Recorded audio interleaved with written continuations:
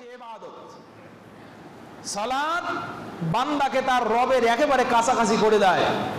এখন আপনার যা ইচ্ছা আপনি বলতে পারেন, আপনার রবের কাছে আপনি ব্যক্ত করেন, আল্লাহ তাআলা শুনে নেবেন ইনশাআল্লাহ। সম্মানিত উপস্থিতি, এরপরে এবার আসলো সালাম ফেরার পালা।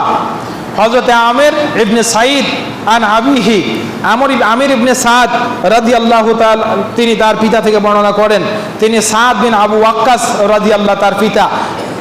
তিনি বলছেন, কুনতু আরা রাসূলুল্লাহ সাল্লাল্লাহু আলাইহি ওয়াসাল্লাম ইউসাল্লিমু আন ইয়ামিনিহি ওয়া আন ইয়াসারিহি হাত্তা আরা বায়াদা খাদ্দিহি। রাওয়াহু মুসলিম, সহিহ মুসলিমের হাদিস। আমি দেখেছি আল্লাহর রাসূল সাল্লাল্লাহু আলাইহি ওয়াসাল্লামকে ডান দিকে সালাম ফিরতে, বাম দিকে সালাম ফিরতে এত সুন্দরভাবে তিনি ঘাড় ঘুরাতেন যে এক পাশ থেকে তার গাল পর্যন্ত দেখা যাইত।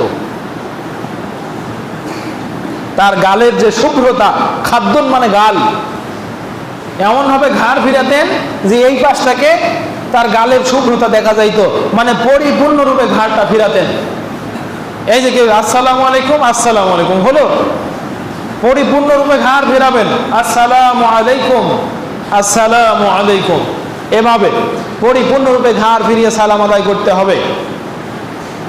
এরপরে যখন তিনি সালাম ফিরতেন, এজা সাল্লা আকবালা আলাইনা বিওয়াজহিহি, প্রতিটা নামাজের ওয়াক্তে আল্লাহর রাসূল সাল্লাল্লাহু আলাইহি ওয়াসাল্লাম ডান দিকে অথবা বাম দিকে, দুই দিকেই ঘুরতেন।